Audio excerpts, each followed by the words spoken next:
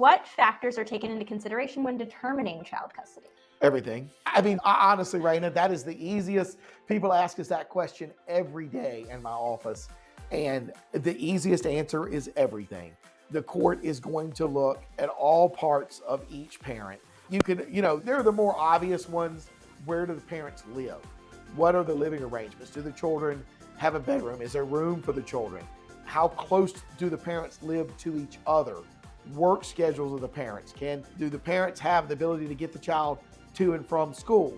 Do the parents have the ability to feed the child dinner and help do homework and get the child to bed at a reasonable time? If you're a parent listening to this and you're working second shift, you're not going to get very many weeknights because you can't get the child from school and you can't get the child to bed. Welcome to another episode of Best of Johnston County, brought to you by Breeden Law Office. Our host, Jonathan Breeden, an experienced family lawyer with a deep connection to the community, is ready to take you on a journey through the area that he has called home for over 20 years. Whether it's a deep dive into the love locals have for the county or unraveling the complexities of family law, Best of Johnston County presents an authentic slice of this unique community. Hello, and welcome to another episode of the Best of Johnston County Podcast. I'm your host, Jonathan Breeden, and today we're having a special edition episode of the Best of Johnston County Podcast called Ask Jonathan Breeden Anything. If you follow this podcast regularly, we have two different types of episodes on this podcast. The episodes that we do most commonly where I, Jonathan Breeden, interview interesting people from the community, whether it be county commissioners, sports coaches, other small business owners about what they do and what they love about Johnston County. And we have these special edition episodes of the Best of Johnston County Podcast where I am asked a series of questions about family law matters, which is what we do here at the Breeden Law Office, and I attempt to answer them as best I can. So this is one of the special edition episodes where I'm going to attempt to answer the questions from Raina Birch, our social media coordinator. Are you ready, Raina? I hope so. All right, let's see. I think I know the answers to these, but since I don't know what the questions are, I'm not promising. Well, I mean, you're batting 10 out of 10 so far. So, all right, first question. What are the different types of child custody? Okay, there are two different types of child custody in North Carolina.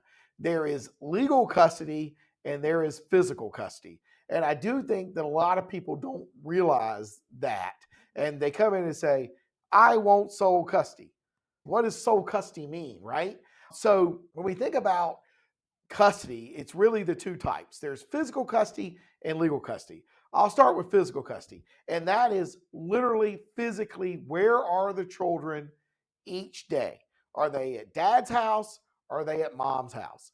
Is it 50-50? Is it week on, week off?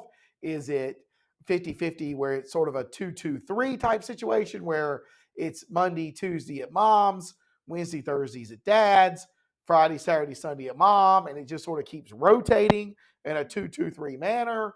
There's also 50-50, which we call 2-2-5-5, where it's every Monday, Tuesday at mom's house, every Wednesday, Thursday at dad's house, and then every other weekend. And in that situation, the weekend attaches to the weekdays, which leads to a 5-day period. So over a 2-day period, it'd be Monday at mom's, Tuesday at mom's, Wednesday at dad's, Thursday at dad's, Friday, Saturday, Sunday, Monday, and Tuesday with mom, then Wednesday, Thursday, Friday, Saturday, Sunday with dad. And so those are the three, of course, common types of shared 50-50 physical custody. And then, of course, there's every other weekend and all of that type of stuff. So physical custody is literally where they are. If you have roughly equal amounts or where one side has it, the side that has the fewest has at least 12 nights a month, to me, that is a joint physical custody situation, even if it is not exactly 50-50. Usually about 10 nights a month. I think anything more than 10 is joint physical, even though it's not 50-50. Legal custody is the ability to make decisions and have access to school records, medical records, religious decisions, the changing of the outward appearance of the child. Those are the things that would cover legal custody. So, does the child go to public school? Does the child go to private school? Is the child homeschooled? These are all parts of legal custody. Also, where does the child go to the doctor? What vaccines the child receives. Not all people agree on what the vaccine should be. And also, should the child receive any type of medical care? Some parents disagree on whether the child should have COVID vaccine. Some parents have religious beliefs about certain types of medical care. So that is part of joint legal custody. And then access to the providers and access to their records. And so in a joint legal custody situation, which is the overwhelming vast majority of all cases in North Carolina, when you're thinking about joint legal custody, the parties should endeavor to agree. They should discuss it and they should agree.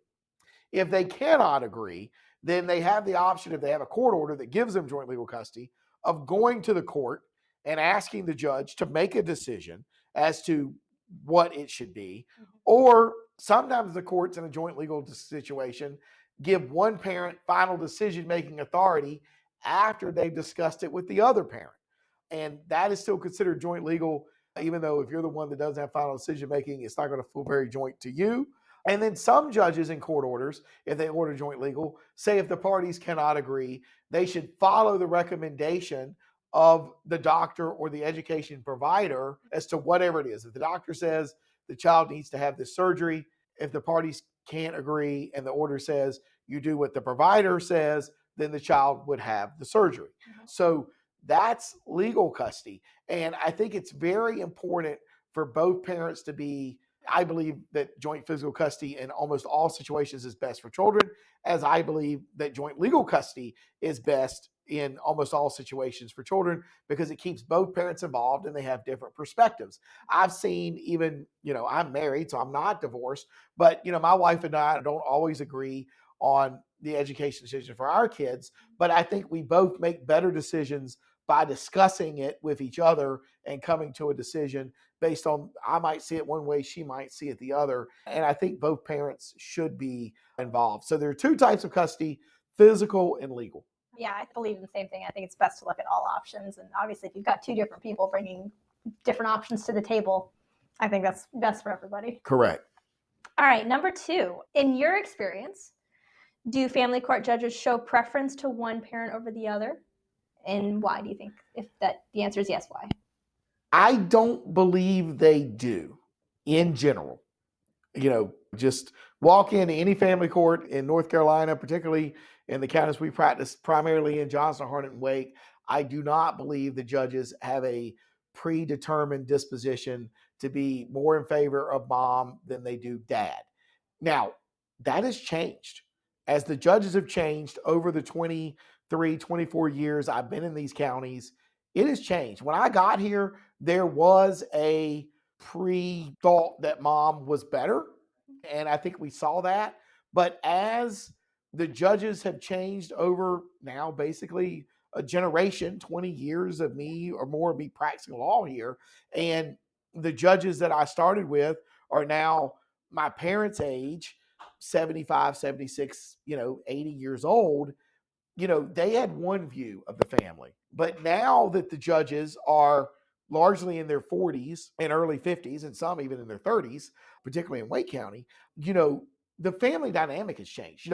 Women have been working outside the home a lot more in the last 30 or 40 years. And a lot of these judges now grew up with dads that were very involved and that moms that worked. And, and judges come looking at it, they go back to really kind of how they were raised, right? I mean, family law is the best interest of the child.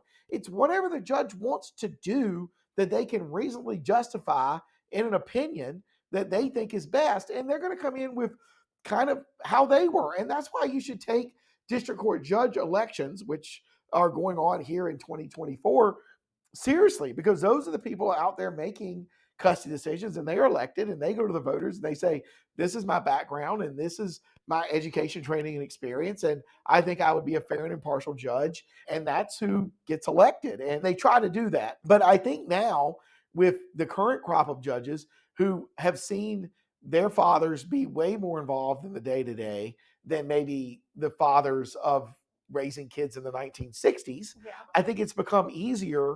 And we have more female judges who by the fact that they're a female judge, are working moms, and they see what their husbands provide and how much they have to do, because it's a ton of work to be a judge. And so I think it's made it a more even playing field subconsciously. The law has always been the same, but I believe subconsciously has become a more even playing field, and you see much more joint physical situations, and you also see more dads win custody when the mom, is not good and it's not best for the children. And so I don't think judges now have any kind of preconceived notions. I think they look at the cases as the facts. Do they sometimes maybe rely too much on what the parties have been doing?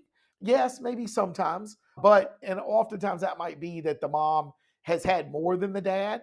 But I think, a case presented properly, if you can show it's in the best interest of the child, that it should be joint, or that the father should have primary.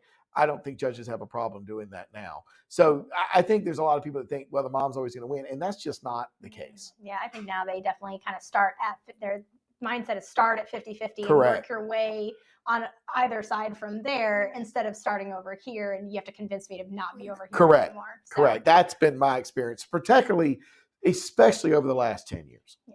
All right. 3, what factors are taken into consideration when determining child custody? Everything. I mean, that's the easiest. Honestly, Raina, that is the easiest. People ask us that question every day in my office. And the easiest answer is everything. The court is going to look at all parts of each parent. There are the more obvious ones. Where do the parents live? What are the living arrangements? Do the children have a bedroom? Is there room for the children? How close do the parents live to each other?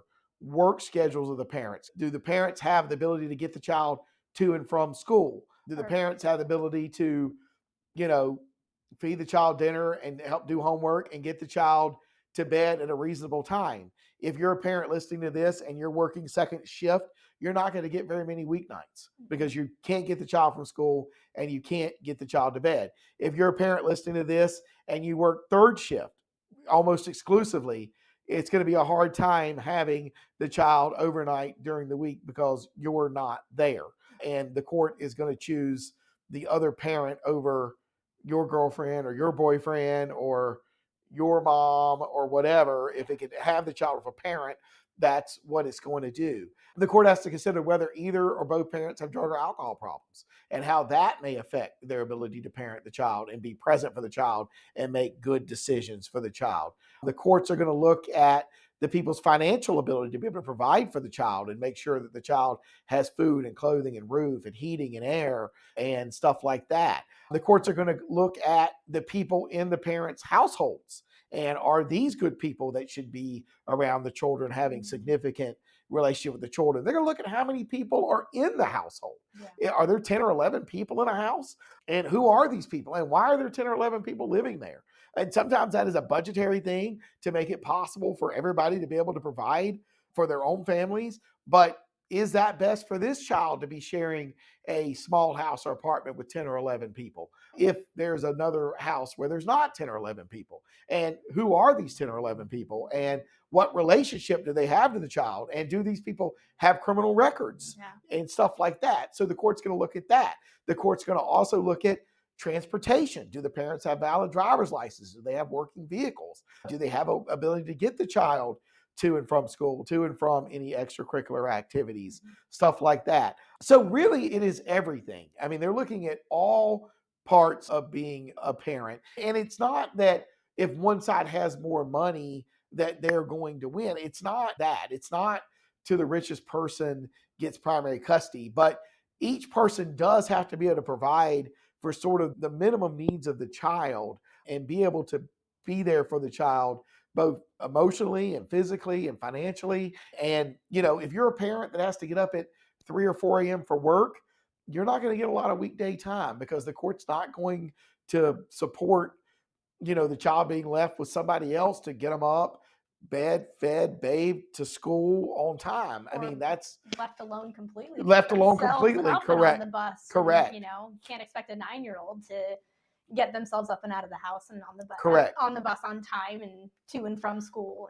Right. And so if you are a parent that has, one of these schedules, having family members that you can stay with can be helpful. A lot of schools have before school care, and some daycares have before school care as well, as long with after school care. I mean, people have to work and do what they have to do, but you have to be thinking, if I am now the primary parent, and if you're in a divorce or separation situation, you're going to be a primary parent when you have the child.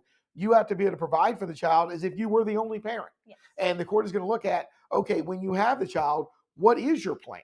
Who is getting the child from school? Who is getting the homework done? Who is feeding the child dinner? Who is putting the child to bed? What time is the child going to bed? What bed is the child sleeping in? So everything is considered in a child custody case. Okay. Have family law questions? Need guidance to navigate legal challenges? The compassionate team at Breeden Law Office is here to help. Visit us at www.breedenfirm.com for practical advice, resources, or to book a consultation. Remember, when life gets messy, you don't have to face it alone. 4, can modifications be made to child custody order? How would somebody do that and why? Yes, a modification can be made to a child custody order by filing a motion to modify a child custody order. If it is a temporary child custody order and it is less than a year old, and this is not written in the statute, but it's unwritten rule that came out of a court of appeals case a few years ago, and it says a temporary order remains temporary until it is reviewed or unless it has been more than a year and nobody has made any effort to set it for permanent custody. Or if a judge determines that it is a permanent order by the way it is written. One way they look at that is it could be 2 years, and if it doesn't address holidays and summers, they often will not say that's a permanent order because a temporary order only addressed weekends, something like that. But as a general rule, a temporary order can be reviewed. In Johnston, Harnett, and Wake counties, it can be hard to get a review hearing within a year, but as long as you're attempting to get a review hearing, a temporary order stays temporary until you have a permanent custody trial, whenever that is. And at that time, the court can change the temporary order however it wants and doesn't have to make any substantial findings. It just has to find what's in the best interest of the child. If you have a permanent custody order or a temporary order that's more than a year old that nobody's attempted to review, then you have a permanent custody order. To modify a permanent custody order, the moving party has to be able to allege and prove by clear, cogent, and convincing evidence that there has been a substantial change in circumstances that affects the welfare of the minor child that now makes that the current custody order not in the child's best interest. And so things that can be a substantial change in circumstances. The parents have moved and they no longer live close enough to each other, or they're going to move to where they're going to be more than 20 or 25 miles apart, which makes 50-50 just about impossible. One parent has gotten a DWI or developed a drug problem and are no longer able to properly supervise the child. One parent has decided they are going to live with or marry a convicted felon or somebody who's on the sex offender registry. Another substantial change we saw recently, the child has been disciplined inappropriately to where they are leaving marks and bruises on the child in the discipline that they are doing. And sometimes we get where a parent just abandons a child, where there is some sort of custody schedule, joint or not, and the parent has decided they're not going to participate with this child anymore, and they have gone away and they're not participating. So these are all sort of substantial changes that we have seen. This is in the last few weeks here in my office that would allow a permanent order to probably be modified, taken to a judge. Things that courts often do not find to be substantial changes. Let's say you're a parent who had a drug or alcohol problem and a grandparent or the other parent ended up getting primary custody and you got very limited visitation, if any at all. And just because you now are sober does not mean that there's been a substantial change that affects the child per se. If the child is doing fine in whatever home they're in, that's something that I think people can be a little surprised by, because it really is, it has to affect the child. And I encourage all parents to get better, particularly if you weren't better and you had some issues that you needed to address and you've addressed them. But you cannot just assume because you addressed your issues, if the child is doing fine where they are, that the court may say that's not a substantial change. Well, yeah, and I mean, no parent's perfect, but we can always strive to be better for our kids. Correct. And I'm talking about in that situation where your time was curtailed a lot or maybe completely because you had a drug or alcohol problem and now you're getting clean and those types of things. So yeah, so I mean, it's all, like I said, back to the first question, everything is sort of included, all things are being considered, and that's just kind of how the courts go about doing it. But in order to modify a permanent custody order, you have to file a motion to modify, and you have to allege and prove a substantial change in circumstances that affects the welfare of the minor child. And you need to be very clear about how whatever is changed is affecting the child and not just the parent. Yes. Okay. And just a quick follow-up. So when you say, if one parent is basically elected to stop participating in their visitation time or their time with the kid, is there a time frame that you can be like, they 6 months, a year? Is there a general? I mean, there's not a set rule. I would say if they've stopped participating for 4, 5, 6 months, I think that shows a pattern. Yeah. That's not what they want to do. What is frustrating if you're the parent who has a parent who has stopped participating, and why you should file a motion to modify is that order that gives that parent every other weekend or whatever it is still in effect until there's an order that says it's not. Yeah. And what is frustrating to us and our clients is if we represent the mom and the dad has decided not to visit for 3 months, and then he shows back up and says, I want this weekend, and the mom's already planned something else because he hasn't been there for 3 months. That's frustrating to the parent. That's frustrating to the child as well. And that's why if you have somebody who's stopped participating, who's not visiting consistently, you should file a motion to modify and get the order modified so they can't try to gotcha visit with their kid. That's not best for the parent, and it's for sure not best for the child. Okay. All right. Last question. Can a child express preference in child custody matters? And is there a minimum age for that? The answer is yes and no. A child may state a preference, and no, there is not a minimum age. I think the standard thought out there in the world is when the child is 12, they can pick who they want to live with.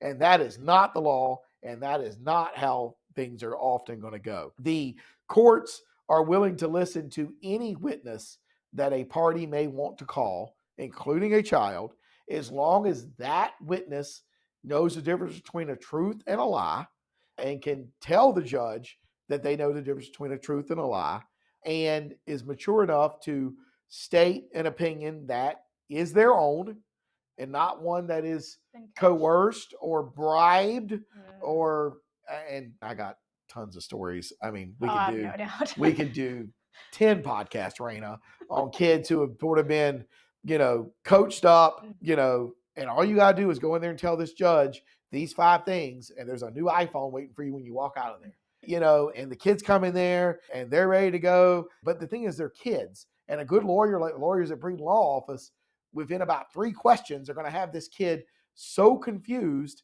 that they're not going to be able to get their story straight because what they've been pumped up to say is not actually the truth. Yeah. And they don't know how to handle it once, and that's the part is they say, well, I'm going to take the kid in there and I'm going to get the kid to go in there and say they never want to see their father again. Well, okay, you can do that, but the father's attorney is going to get to ask that kid questions and find the basis for that opinion.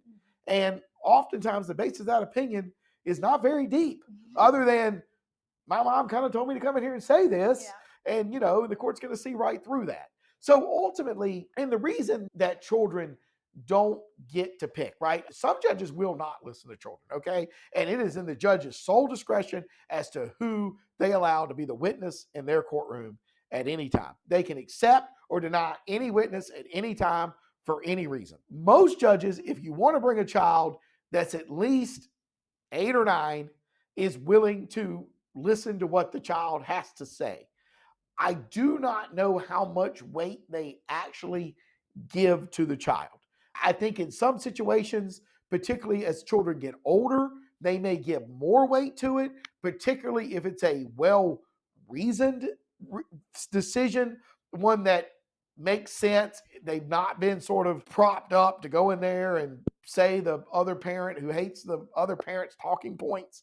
If they've got legitimate concerns about, we had one a couple of weeks ago where we had 4 children and they were between the ages of 9 and 15, and their father had developed a drinking problem. And they could clearly come in and tell that judge that their father was drinking too much and that they were scared and that kind of stuff. So that part, yes, absolutely be considered. These children love their father.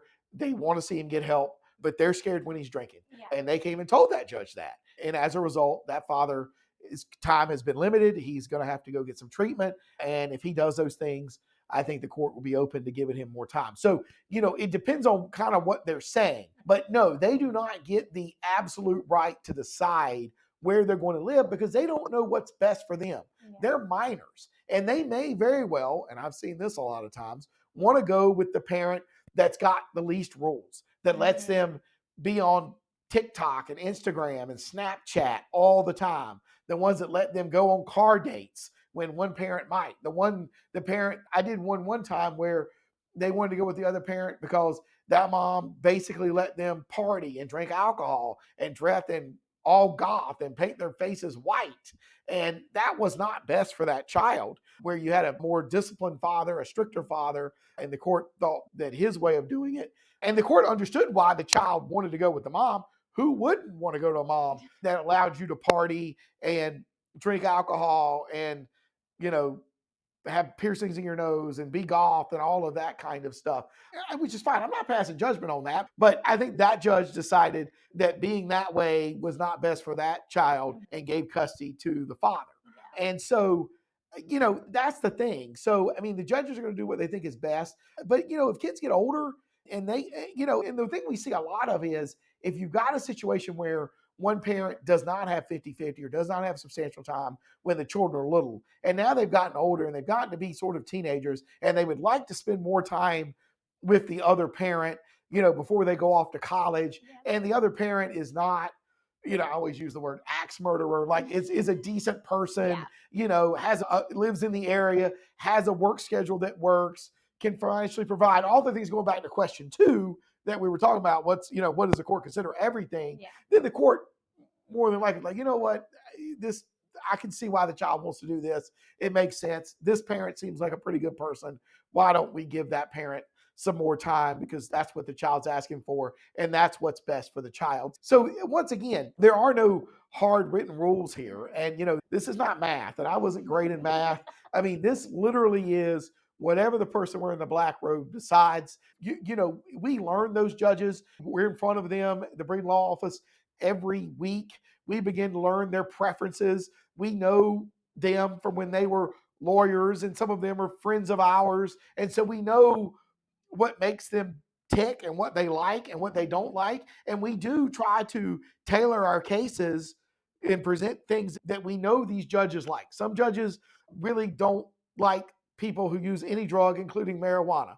Some judges don't have any problem with a parent using marijuana. Well, it's important to know that when you go in there, if you've got a case where one or both parents is using marijuana. Marijuana is now legal in 30 states or something, but it's not legal in North Carolina, and it's not going to be legal anytime soon. Some judges have a problem with that. Some judges do not. That's where it's important that you hire lawyers and law firms that are routinely in these courts, that know these judges, that know what they're looking for, because the judge can do really anything they want to do. And it's very important to have that sort of knowledge. So if you've got a case in Johnston-Harnett County, you really should have a Johnston-Harnett County attorney, because they're going to know those judges way better than any of these attorneys coming from Wake County would, because you're there every day and you know them. And most of them you've known for a very long time. You've been practicing law here. I've known every judge we have for 20 years or more. So I know kind of what makes them tick. I know the kind of evidence that they're going to be receptive to. And that's the kind of evidence we go and present the best case for our clients. So that's all stuff to keep in mind as you prepare for your case, go through your case. Okay. I think that's all I got. That's all you have for today. Okay, well, cool. Well, anyway, I hope you listeners got a good value out of the special edition of the Best of Johnston County podcast. Ask Jonathan Breeden anything. We'll thank Raina for her help here today with putting the questions together. If you have any questions or concerns about any of the legal topics we talked about today, whether it be about child custody and what could be good for you or your family, or you want to expound on it, give us a call here at the Breeden Law Office at 919-661-4970. Is your first time listening to the Best of Johnston County podcast? Feel free to continue to listen. New episodes come out every Monday. We ask that you like, subscribe, or follow this podcast wherever you're seeing it, on Apple Podcasts, YouTube, Spotify, or you're seeing any of the social media clips on TikTok, Instagram, or Facebook that we put out every day of the week. New episodes come out every Monday, and most of the episodes, as we stated earlier, are me, Jonathan Breeden, interviewing interesting people from the Johnston County community about what they love about Johnston County as much as I do. So go back, listen to some of those episodes, tune in next week for future episodes, and until next time, I'm your host, Jonathan Breeden. That's the end of today's episode of Best of Johnston County, a show brought to you by the trusted team at Breeden Law Office. We thank you for joining us today, and we look forward to sharing more interesting facets of this community next week. Every story, every viewpoint adds another thread to the rich tapestry of Johnston County. If the legal aspects highlighted raise some questions, help is just around the corner at www.breedenfirm.com.